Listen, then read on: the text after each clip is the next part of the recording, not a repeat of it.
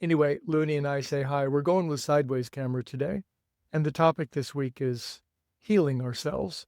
How is it that we participate in the process of being healed? And not only for ourselves, but how do we become better healers ourselves? I think it's a fabulous topic because I love the idea of becoming whole and remembering my true nature. There's a wonderful phrase in the recovery movement. They talk about something, the phrase very succinctly is conscious contact.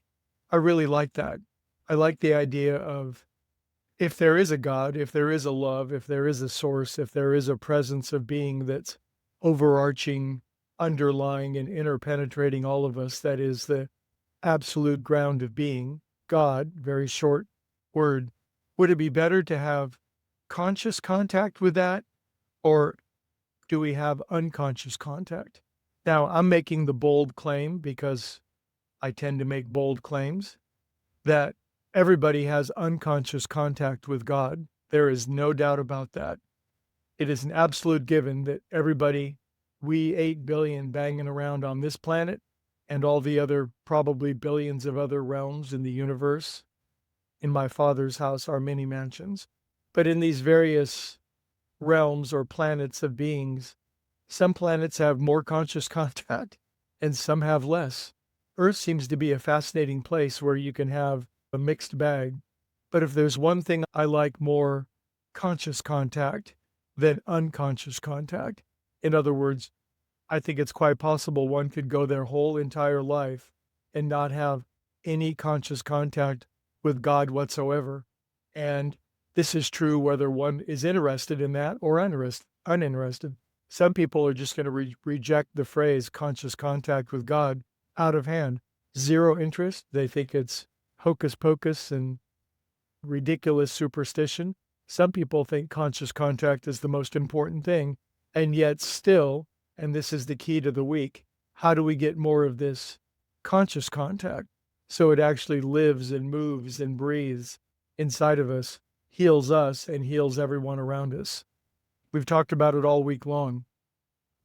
Now, what would happen if we were in this universe? Brief thought experiment.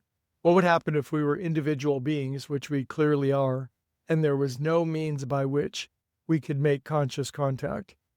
A, there's no God, so there's no such thing as conscious contact. Or B, there is a God, and there's no way to make conscious contact. It's completely kismet. It's serendipitous. It has nothing to do with our efforts. There's nothing we can do to compel God. Now, there's a great yoga sage of the early 20th century, J. Krishnamurti. He took this thought experiment, this spiritual principle, to the absolute extreme. And he said unequivocally, there's nothing we can do to make conscious contact with God. It's absolutely out of our hands. And he advocated something called the pathless path, meaning we cannot compel the infinite to do our bidding or to come into us, so to speak. Now, as wise as that fellow was, and given the size of his following and his spiritual path and his spiritual acumen and genius, another spiritual writer that I really loved, referring to Krishnamurti, said that he had achieved something in Latin called reductio ad absurdum. He had taken spiritual seeking to its absolute nth degree. I think we would be in a rather desperate situation if we could not achieve conscious contact with God by doing something of our own effort. And we are. All of us are seeking.